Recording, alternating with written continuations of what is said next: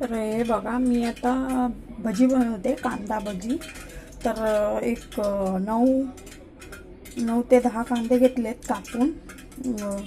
थोडे मीडियम साईजचे कांदे होते, ते कापून घेतले. आणि आला, लसूण, मिरची आणि कोथिंबीर यांचं वाटण करून घेतलं आहे. त्या वाटणाचंच पाणी आहे आणि कांद्याला मीठ लावून ठेवलेलं आहे. आता जे पाणी कांद्याचं सुटेल त्याच्यामध्ये ते बेसन पीठ टाकायचं आहे आणि थोडंसं जिरा वगैरे सगळं टाकून हे वाटण करून आता याला मी लावून घेतले, मीठ लावून घेतलं, मसाला टाकून घेतलं आहे. आणि हे जे वाटण केलेलं होतं, हिरवी मिरची, आलं, लसूण पेस्ट सगळं ते टाकलं. तेल तापत ठेवले आहे बघा, बेसन आहे. तर आता हे बेसन मी जाळून त्याच्यात भजी काढून घेते. अशा प्रकारे आज मी कांदा भजी बनवते.